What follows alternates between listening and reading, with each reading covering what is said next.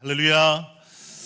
여러분의 가정과 또 여러분의 일터와 여러분의 생업 가운데에 하나님께서 부어주시는 놀라운 은혜의 복이 넘쳐나시기를 주님의 이름으로 축원합니다. 오늘 이 시간 함께 하신 모든 분들 4월 마지막 주일을 지내면서 이제 한 해의 3분의 1을 보냈습니다. 여러분 새해에 결심한 결심이 어떻게 잘 유지되셨나요? 잘 이어오고 계신가요? 제가 한 가지만 확인하고 싶어요. 성경은 어디까지 읽으시고 계신가요?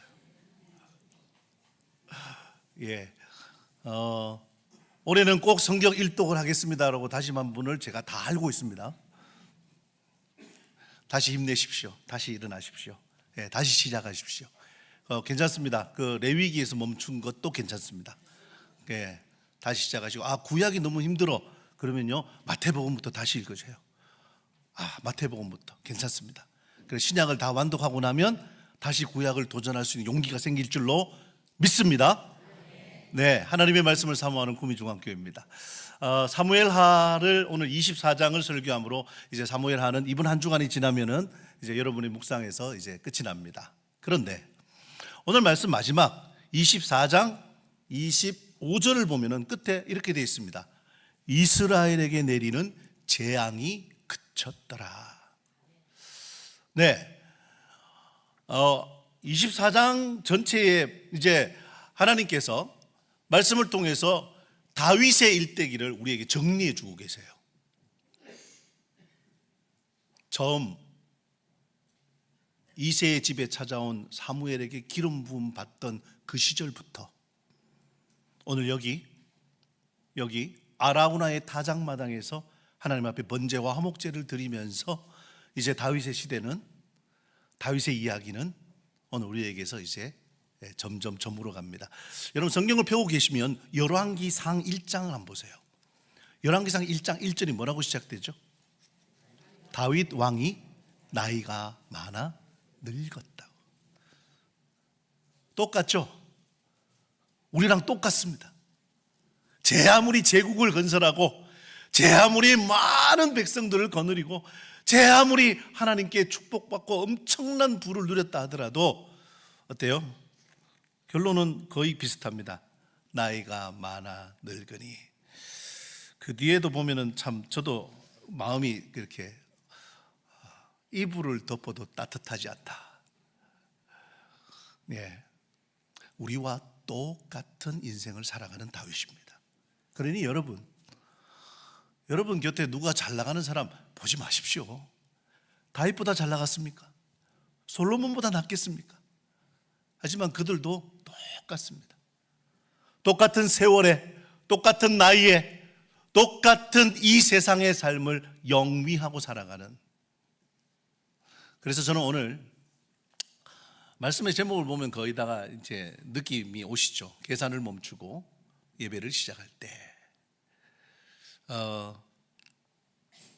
제가 요즘 많이 관심을 갖는 게 군대 이야기입니다. 오늘도 벌써 우리 교회에서 4월달 한 달에만 우리 교회에서 청년 3명을 군에 보냈습니다. 그죠? 국방부 장관이 우리 교회에 뭔가 상을 줘야 되는 거 아닙니까? 군대에 좀 관심이 있어서 군대 이야기를 조금 드릴까 합니다. 지금 우리나라 군인의 숫자가 모두 몇 명인 것 같아요? 작년 기준으로 보니까, 이거는 이제 국방부에서 지표를 낸 겁니다. 작년 기준으로 보니까 약 45만 명이랍니다. 45만 명. 제가 깜짝 놀랐어요. 이거밖에 안 되나? 이거밖에 안 돼? 제가 그때 60만, 70만도 곧 된다 이랬는데 작년기 통계로 45만 명. 그러니까 말하자면 출산율이 자꾸 줄고, 그러니까 이 군인의 숫자도 자꾸 주는 거예요. 그런데 여기에 제가 깜짝 놀란 수치가 있습니다. 뭐냐 하면 예비 전력이 있대요. 예비 전력은 뭘 말할까요? 예비군. 어떻게 여자분들이 더 잘하세요. 예비군은 310만 명. 야기요. 그러면 세계 최상위권을 유지하고 있대요. 아멘. 여기도 지금 예비군들 많이 앉아 계시네요. 예비군은 뭘 말하냐면 총을 쏠 수 있는 사람들이에요. 이거 엄청난 전력입니다. 왠지 아세요? 예전에 한 십수년 전에 미국 LA에서 폭동이 일어났죠. 나쁜 사람들이 막 상가를 공격하고 막 그랬습니다. 그럴 때에 미국은 총기가 허용되는 나라잖아요. 그래서 자구책, 자기가 자기를 스스로 지킬 수 있어야 돼요. 자, 그런데 그때에 스스로를 가장 잘 지킨 민족이 누구겠습니까? 왜? 재미교포들이에요. 우리나라 사람들. 우리나라 사람들이 거의 대부분 남자들은 다 총을 쏠 줄 알거든요. 거의 대부분요. 방위들도 총 쏠 줄을 압니다. 이 예비 전력이 310만 명이 있대요. 310만 명. 그런데 제가 하나 더 궁금했어요. 그러면 전 세계의 군인의 숫자는 모두 몇 명일까? 보니까 이렇게 통계가 나와 있어요. 2356만 명요. 와, 엄청나게 많은 것 같죠. 이렇게 나라별로 또 수치도 이렇게 기록해 놨습니다. 중국이 제일 중국은 인구가 많으니까 많을 수밖에 없겠죠. 200만 명 이상, 한 130만 명 이상 이 되는 1, 2, 3, 4, 5위까지가 이렇게 돼 있는데 한 나라가 참 신기하죠, 그죠? 그거 딱 끼어 있죠, 4등에. 네, 참 신기했어요. 참 숫자는 참 이렇게 우리에게 신기한 정보를 가져다 줍니다. 그런데 여기서 끝나면 제가 신기한 정보가 아니죠. 작년에 글로벌 군사력 평가를 하는 그 기관이 있어요. 글로벌, 그러니까 온 세계 한 145개국의 군사력을 평가하는데, 이건 군인의 숫자뿐만 아니라 그 보유하고 있는 무기, 그런 전력 이런 것들을 다 합쳐서 보니까 우리나라가 몇 등요? 5등이래요. 네, 알고 아멘 안 하시네요. 좀 안심이 되더라고요. 지금 이제 중동에서 전쟁이 일어나는데 막 미사일이 오가고 또 요격하고 막 그러잖아요. 그런데 거기에서 우리나라 무기가 또 거기서 각광을 받고 있다래요. 천궁2라는 미사일을 요격하는 미사일이래요. 그러니까 우리나라의 군사력이 지금 군인의 숫자는 좀 적을지라도 군사력이죠. 말하자면은 이 전력을 운영하는 그거는 세계 5위랍니다. 세계 5위요. 이거 엄청난 일이죠. 자, 그런데 이런 숫자를 보시면 어때요? 좀 안심이 되세요? 이런 감흥은 기대한 바가 아닌데, 자, 오늘 제가 여러분과 함께 나누고 싶은 이야기는 바로 그겁니다. 우리가 살면서 얼마나 많은 숫자를 의지하고 살아가는가 하는 거예요. 오늘 예배 끝나고 교회당 바깥을 나가시자마자 핸드폰을 열면 오늘의 주가가 또 보이잖아요. 그러면 이제 그 숫자에 따라서 또 마음이 어때요? 오르락 내리락 합니다. 자, 저는 오늘 사무엘하 24장에서 하나님께서 이제 그 자신의 권력의 정점에 선 다윗, 그의 인생으로 따져보면은 인생의 최전성기에 있는 다윗의 모습을 하나님께서 우리 24장을 통해 보여주시는 거예요. 그러면서 다윗이 그때 뭘 했는가, 그리고 그 다윗을 하나님께서는 어떻게 다루셨는가를 오늘 제가 여러분과 함께 나눠보려고 합니다. 자, 다윗이 사무엘하 24장에 딱 들어가면은 뭘 하죠? 조사를 합니다. 군대의 숫자를 조사합니다. 자신의 군대의 숫자를 조사해요. 물론 거기에는 이제 뭐 하나님이 그를 충동하셨다 이런 표현도 있는데, 역대상에 보면은 똑같은 내용이 기록되어 있는데 거기에는 사탄이 다윗을 충동했다 이렇게 적혀 있어요. 하나님의 주권 하에 있는 사탄이 다윗을 충동한 거예요. 다윗은 거기서 결정합니다. 요압 장군을 불러서 장장 9개월 9달 20일 동안 단에서부터 브엘세바까지, 말하자면 이스라엘 전역을 돌아다니면서 칼을 빼드는 담대한 자라고 표현되어 있어요. 성경에는 칼을 빼어 싸울 수 있는 사람 그 숫자를 계수합니다. 계수했더니만 몇 명이 나왔냐면 유다 지파에서만 50만 명이요. 유다 지파, 다윗이 유다 지파죠. 유다 지파에서만 50만 명, 그리고 이스라엘 다른 지파들 합치니까 80만 명, 총 130만 명. 아까 우리 군사력 지표에서 본 미국 군대하고 거의 비슷한 숫자예요. 지금 미국 군대하고. 그러니까 이 고대 시대에, 이 다윗의 시대에 얼마나 강대한 지금 군사력을 가지고 있습니까? 그런데 그 숫자를 보고 받자마자 다윗이 마음에 갑자기 자책이 들었어요. 다윗이 마음에 자책이 들면서 거기서 하나님께 회개합니다. 하나님, 내가 죄지었습니다. 범죄했습니다.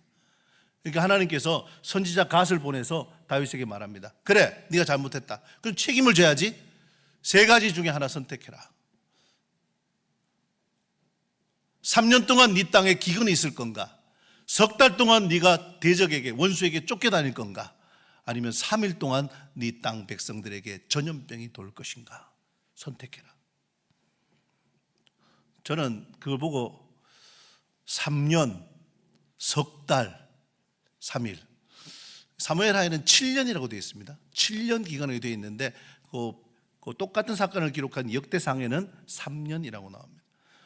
앞에 이미 3년의 기근이 있었고요.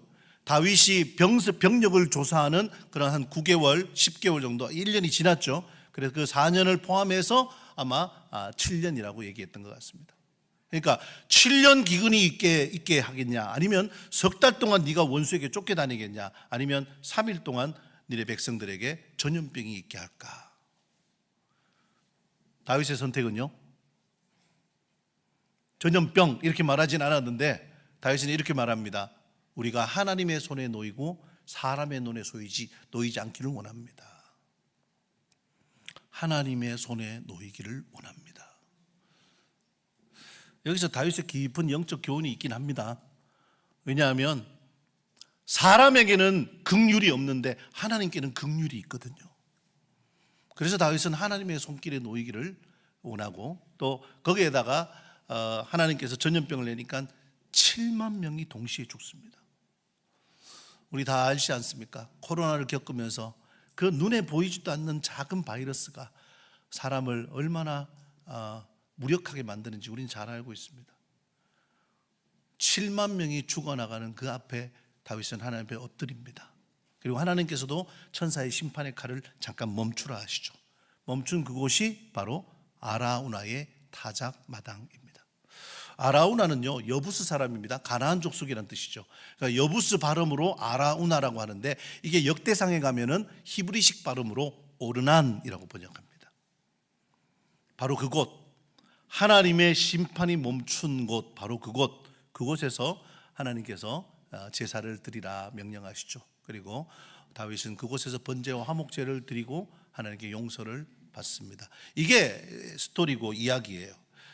오늘 읽었던 말씀은 23절부터 25절까지의 말씀 이렇게 쭉 적어놨는데, 여러분, 제가 여기에서 지금 다윗이 예배드렸던, 번제와 화목제를 드렸던 바로 그 장소, 아라우나의 타작마당이라고 일컫는 이 장소는 몇백 년 전에 모리아 땅에 있는 산이라고 이름 붙여졌습니다. 그래서 모리아 산이라고 불리기도 했습니다. 누구 때예요?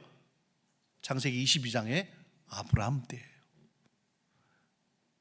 또 이제 다윗의 뒤에 이 장소는 바로 솔로몬, 다윗의 아들인 솔로몬이 왕이 되어서 하나님 앞에 성전을 짓기로 결심하고, 다윗이 이미 유언을 했죠. 약속을 했죠. 이곳에다 성전을 지어라 하고 다윗이 다 준비를 합니다. 재료를 다 준비해 놓습니다.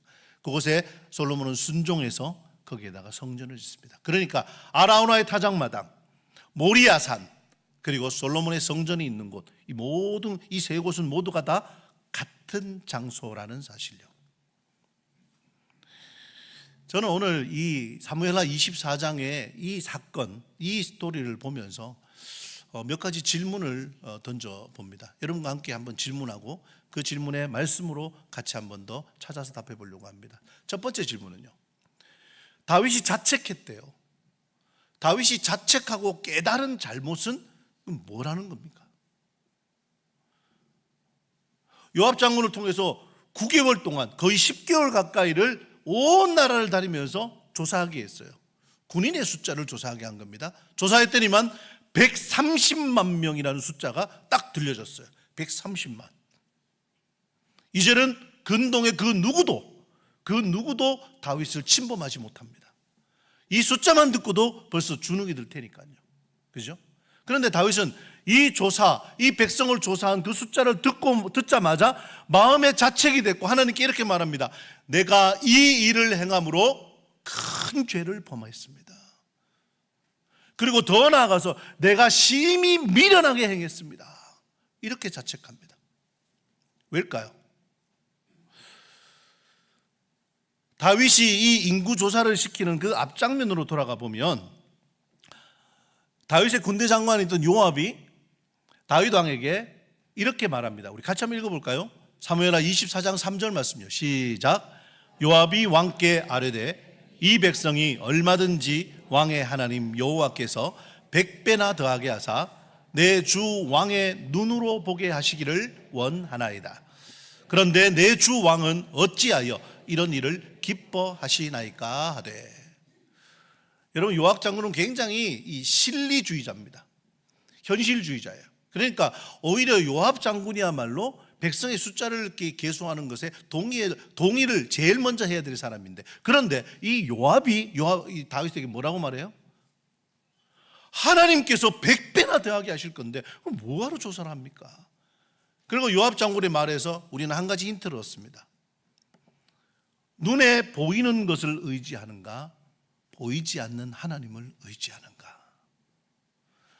요압 장군의 눈에는 지금 다윗 왕은 눈에 보이는 숫자를 의지하고 있는 거예요. 한번 나타내 보겠다는 거죠. 위세를 떨쳐 보겠다는 거죠. 아버지의 눈에도 띄지 않던 그 막내 아들 목동 다윗이 이제 하나님께서 그를 세워서 온 나라의 왕으로, 그리고 칼을 빼서 싸우는 사람을 130만 명을 붙여주셨는데 다윗은 그 하나님 바라보지 않고 지금 숫자를 바라보고 있는 겁니다.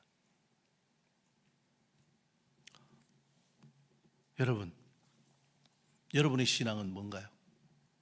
눈에 보이는 것을 의지하고 있습니까? 아니면 지금도 보이진 않지만 역사하시고 함께 하시는 하나님을 힘으로 여기고 살아가시나요?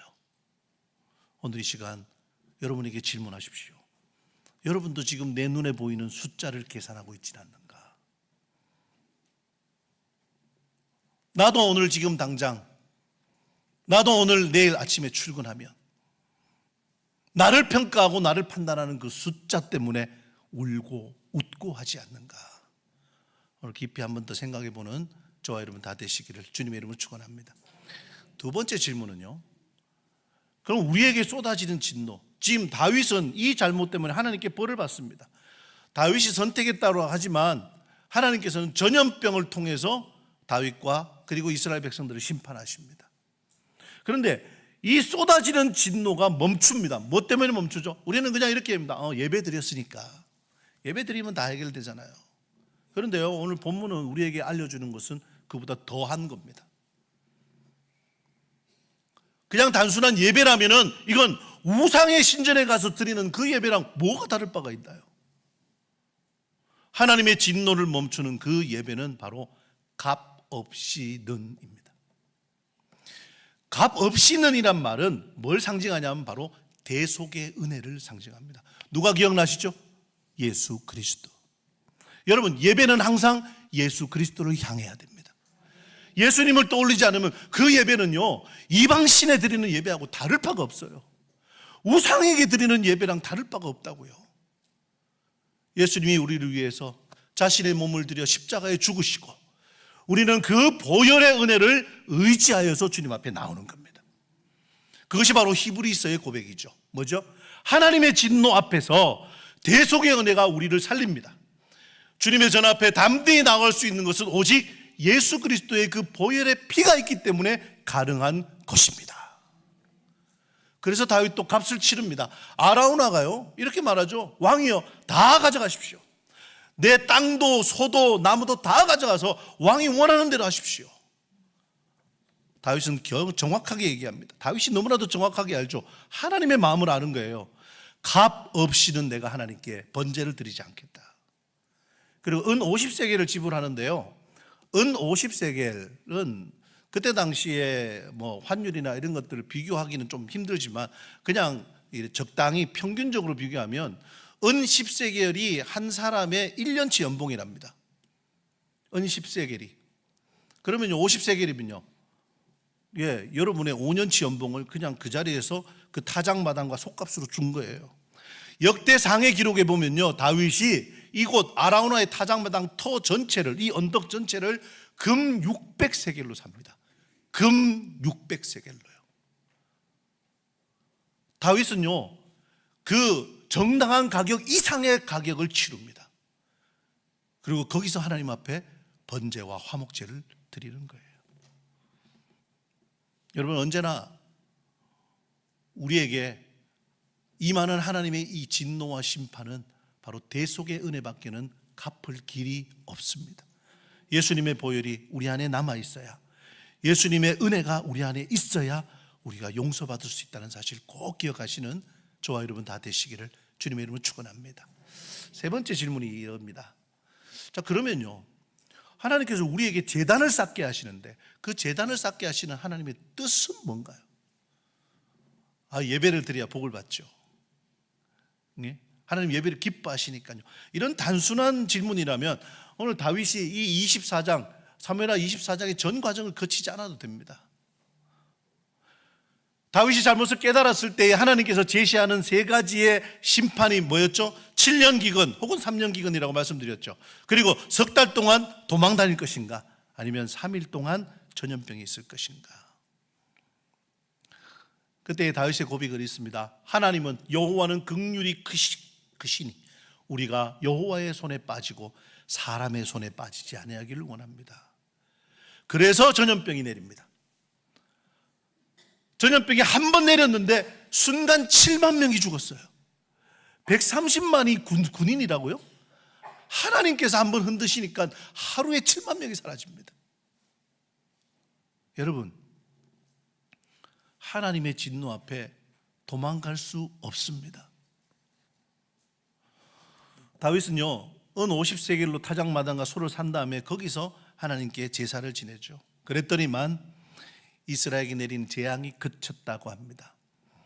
다시 한 번 더 보여드릴게요. 아라우나의 타작마당과 모리아산과 예루살렘 성전터는 같은 곳입니다. 이 같은 곳. 제가 오늘 여러분과 함께 나누고 싶은 이 중요한 부분이 여기입니다. 바로 이곳은 예배가 일어난 곳입니다. 어떤 예배이냐 하면 자기 부인과 값진 희생이 만난 곳, 바로 거기서 예배가 일어났다고요. 그러니까 여러분, 우리가 드리는 이 예배가 여러분 그냥 단순히 한 시간에 그냥 우리가 습관적으로 드리는 그런 의식이고 절차이고 형식이라고 생각하지 마십시오. 하나님께서는 우리가 드리는 예배를 위해서 이만큼 준비하셨습니다. 어디까지 보여드릴까요? 아브라함 때부터 보여드릴게요. 아브라함 때부터 하나님께서는 아브라함에게 이삭을 요구하셨습니다. 네 아들, 네 독자, 네 사랑하는 아들 이삭을 내게 바쳐라. 뭘로요? 번제로 죽여서. 그 장소가 모리아산이에요. 오늘 다윗이 지금 회개함으로 하나님 앞에 선 바로 그곳 아라우나의 타작마당, 그곳이 바로 하나님이 예배하라는 곳이고, 그리고 앞으로 솔로몬이 아버지의 모든 것과 그리고 솔로몬 자신의 역량 모든 것을 동원해서 그렇게 해서 간절하게 사모함으로 지었던 곳이 바로 예루살렘 성전 아닙니까? 아브라함의 순종과 다윗의 회개와 그리고 솔로몬의 헌신이 함께 만난 곳, 거기가 바로 성전, 예배가 있는 곳이었다고요. 그러니까 여러분, 아브라함부터 한번 정의해 볼까요? 아브라함은 절망했습니다.